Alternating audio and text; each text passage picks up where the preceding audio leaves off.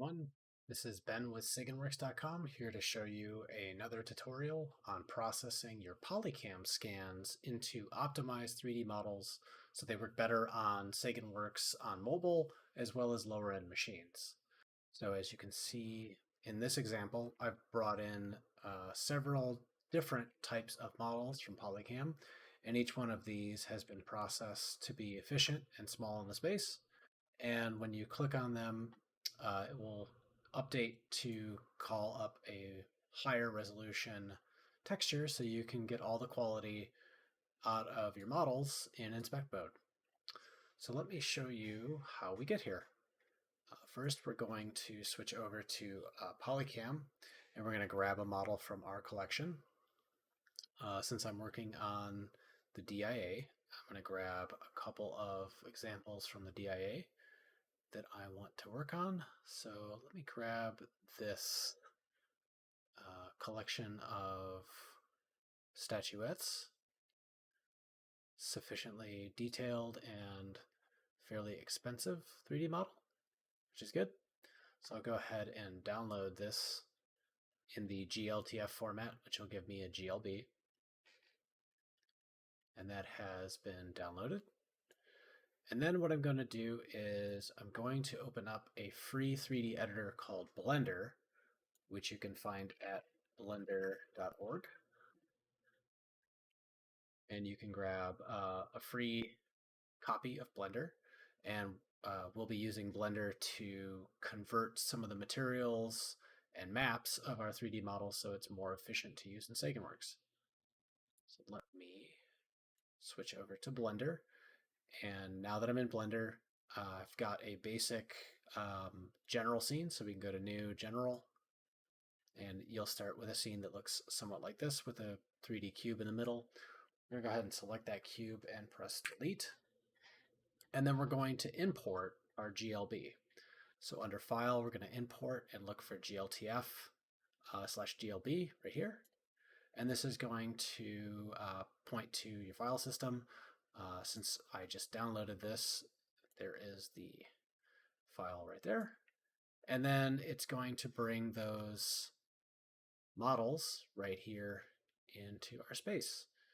And good news is we don't have to do a lot of changes to our pivot points or anything like that, but I'll show you real quick how to get this up so that it will be predictably placed and not floating in space when it goes into Saganworks. But first and foremost, you'll notice that when you import the model, the topology looks fairly polygonal, almost like it's made out of a low resolution mesh.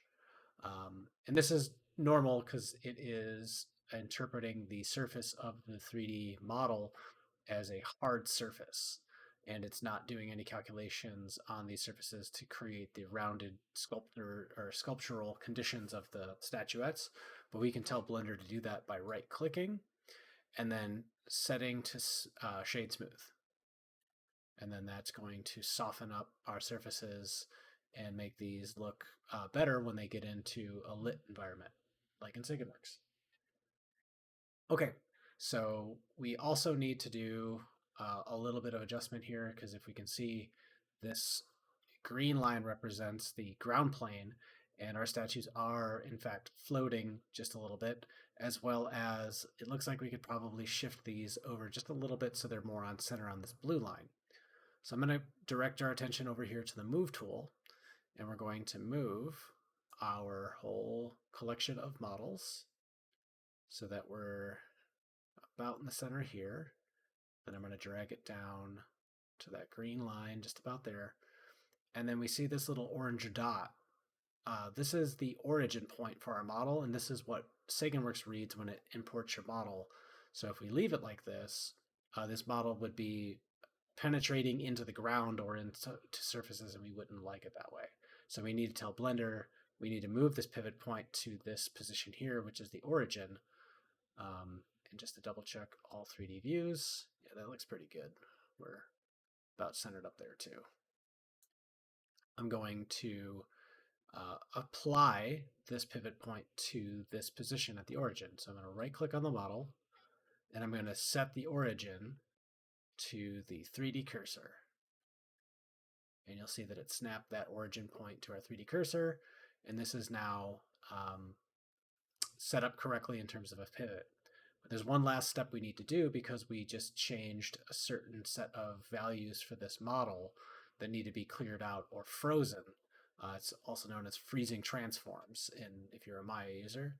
So if we go to Object here under the Layout tool, go to Object and go to Apply, we can apply all transforms to deltas, which is just a fancy term of saying freeze the transformations, lock everything down, and make this pivot point be the truth, and the position of this model be the truth.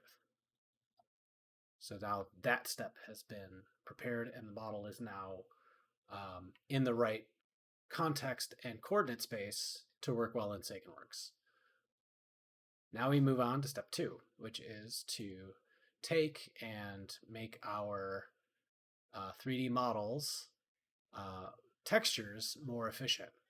Now, depending on how you've exported your model out of Polycam, you may get 3 maps here under this UV editing tab. You can go to this images here, and you may have 3 or you may have 4 or 5 images, depending on the quality level you've used. Saganworks works with both, so it's fine for you to have more maps. But we're going to start with the standard medium quality, which gives us a color map, a occlusion map, as well as a normal map. And we're going to process these individually to reduce the size on disk and still get a decent quality for our Saganworks model. So first I'm going to start with image 2, which is our color map. And I'm going to go to this image tab, and I'm going to go to resize. And by default, we see that the map is 4096 by 4096, which is the largest map that Saganworks can safely process on most devices. If you get to higher than this, like an 8K map, a lot of iOS devices will crash attempting to provision enough memory to process that map. So 4K is generally the largest that you should ever use at Saganworks. So just keep an eye out for that resolution here. Since color maps hold most of the visual information for our high resolution version of the model, I'm going to leave this 4K map alone, and I'm going to direct my attention to this AO map, which stands for ambient occlusion. This map doesn't do a lot of work in Saganworks, so we're pretty safe to reduce the texture size of this from its default 4096 to something much, much smaller. So I'm going to resize this to a 1K map, or 1024. And all of these maps should be power of 2. So you should go look up your power of 2 numbers. 1024 is the same as you hearing a 1K as the texture size, or 2K, which would be the next version up from the 1024. So I'm going to go ahead and apply that texture size, and you see that it shrunk our texture size down. And I'm going to do one more important step, which is to go to image and save it. So now it has saved that smaller image in our file, and it will be ready to be exported at that size. I'm now going to process our normal map the same way. Now, there's more information in the normal map, so I'm going to give a little bit more consideration for this normal map, and I'm going to make it 2048 by 2048. So about quarter of the size to what it used to be. And I'm going to save that. And then to save a little bit of memory, I'm going to take and convert this image, which by default comes in as a PNG, and I'm going to convert this to a JPEG. So I'm going to save this as a JPEG out of here, and I can use a quality slider here to reduce and compress the size of our image. So I'm going to stick at 70%, and the color space of sRGB is fine. I'm going to save it as image 2, and then I'm going to reload the image, and I'm going to replace just to make sure that I'm using the same image 2. So image2.jpg, which you can see here, a huge change from what was originally the PNG at 16.6 megabytes is now 1.1 megabytes. So we're going to save considerable amount of size on disk by saving this as a JPEG. So I'm going to replace the image, and the quality level will still be good. It's just using image compression now as opposed to the raw pixel information that a PNG offers. So I'm going to go ahead and export this model using the export to GLTF 2.0. I'm going to save this in my project that I've been working in. And I'm going to save this in a high-res directory. And I'm going to call this Egyptian statues.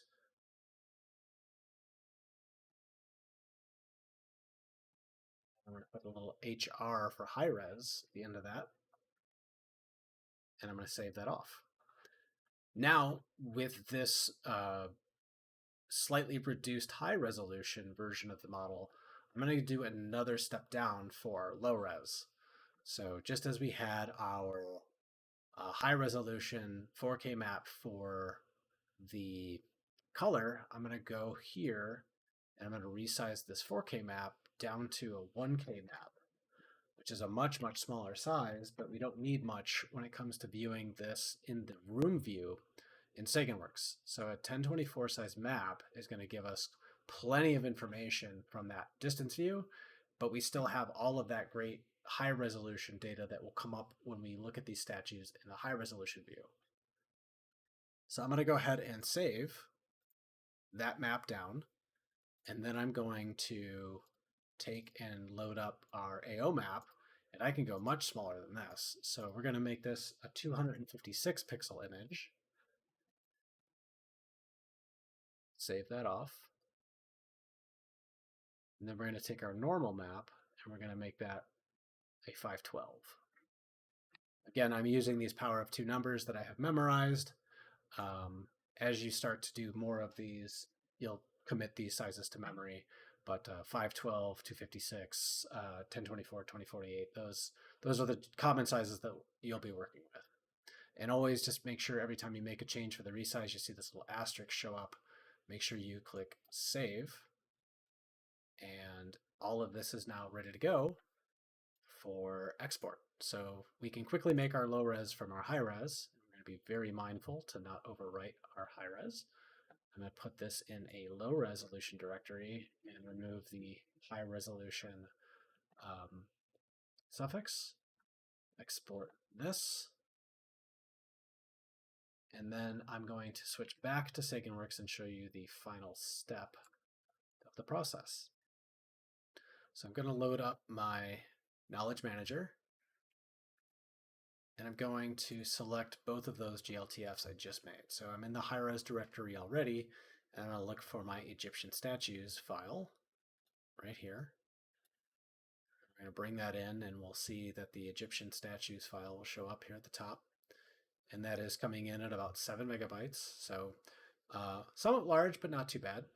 But then we're going to see just how much savings we got on the low res. So if I go to the low res model here and go to Egyptian statues, it should be much smaller. Yeah, perfect. So that's like 1.2 megs. And this would be the one that will present in the room. And then when any of our guests click on the Egyptian statue, they'll be served up the high resolution 7 megabyte version.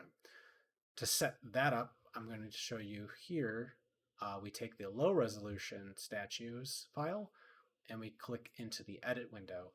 And then I'm going to direct your attention to this high resolution model drop down menu here that I will find the high resolution equivalent of what I uploaded previously. So here is Egyptian statues, and here is the high resolution version that we've previously uploaded.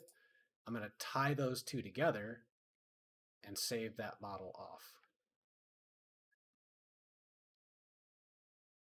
So once that's done, I can switch back to my world edit view, and let me just put a little pedestal up.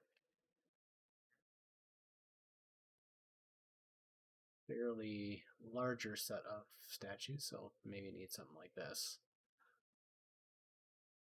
And then we'll get our Egyptian statues. You'll see the high resolution one is here too, but you want to stick to the low resolution one that we prepared. So when we put that into the room, oh, I put the spinning one out.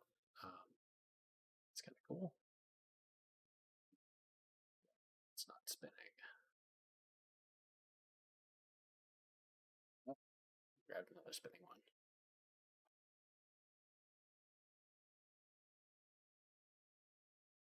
There, get rid of these.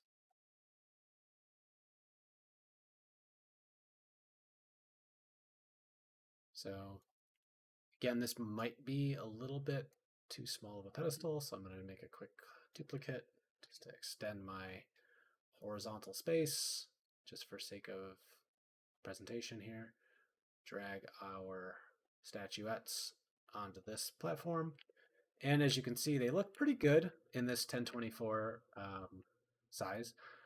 And when I click on them, you're going to see it's going to load up the high resolution version of the textures. So if somebody is inspecting the model, they'll get the full fidelity of the textures in there. So that is the basics of setting up a model using Polycam into Saganworks.